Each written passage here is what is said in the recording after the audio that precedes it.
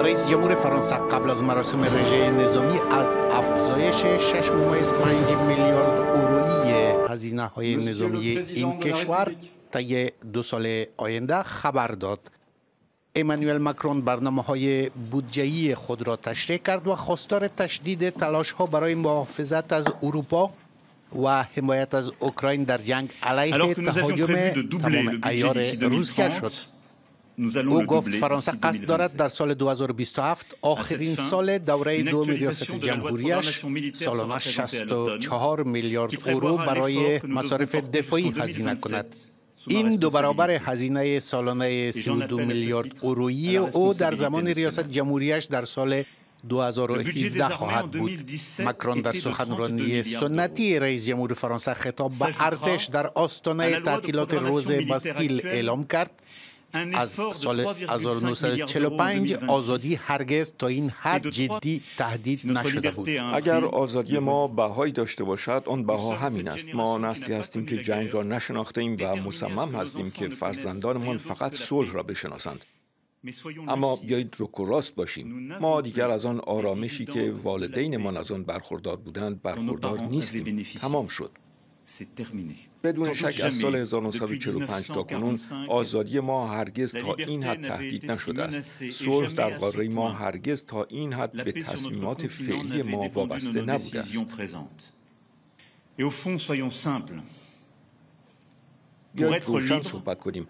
برای اینکه در این دنیا آزاد باشیم باید از ما بترسند. برای اینکه از ما بترسند باید قدرتمند باشیم و برای این کار ملت باید قوی تر باشد. او اصرار داشت که فرانسه میتواند پول لازم برای صرف هزینه های بیشتر در حوزه نظامی را پیدا کند، حتی اگر در تلاش برای کاهش بدهی های ملی عظیم خود هم باشد. ماکرون همچنان به مقامات ارشد نظامی و دفاعی فرانسه دستور داد تا گفتگوی استراتژیک با شرکای اروپایی خود را در مورد نقشی که زرادخانه هسته‌ای فرانسه میتواند در حفاظت از اروپا ایفا کند آغاز کنند. سپس ماکرون در مراسم روز باستیل فرانسه از سربازان بازدید کرد و رژه نظامی را تماشا کرد. هواپیماهای جنگی در حال شیرجه جنگجویان تبربدست، نمایش درون بر فراز برج ایفل و آتشبازی تقریبا در تمام شهرهای فرانسه، همه اینها برای جشن 14 جولای است. فرانسه روز دوشنبه بزرگترین جشن خود را با رژه 7000 نفر سوار بر اسب یا با خودروهای زرهی در امتداد سنگفرش‌های شانزلیزه، نماینده‌ترین خیابان پاریس، برگزار کرد.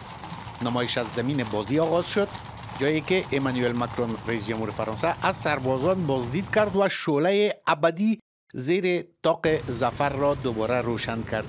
این رویداد پاریس شامل پرواز جت‌های جنگنده بر فراز آسمان بود که رد از دود قرمز، سفید و آبی از خود به جا می‌گذاشتند. هر سال فرانسه از یک مهمان ویژه برای روز باستیل استقبال می‌کند و امسال این مهمان ویژه اندونزی است که پرابو سوبیانتو رئیس جمهور آن نماینده بزرگ کشور مسلمان جهان است که همچنین یک بازیگر اقتصادی و نظامی مهم در آسیا محسوب می شود.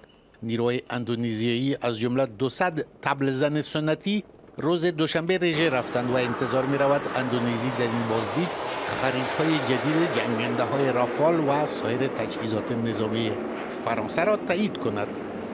سوبیانتو که به نقض حقوق بشر در دوران دیکتاتوری سابق اندونزی متهم شده است، در کاخ الیزه با یک شام ویژه پذیرایی خواهد شد.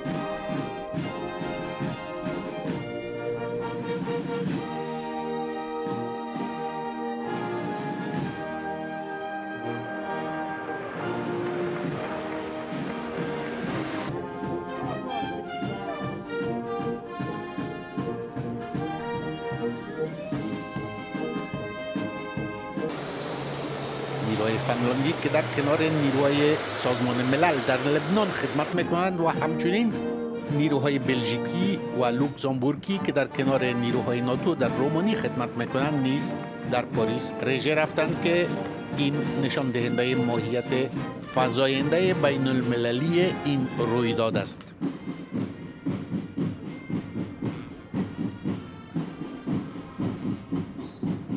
و در سراسر فرانسه برنامه‌ای برای جشن و سرور وجود دارد. پلیسی‌ها در 14 ژوئیه 1789 به قلعه و زندان باستیل حمله کردند و جرقه انقلاب فرانسه را زدند که منجر به سرنگونی سلطنت شد.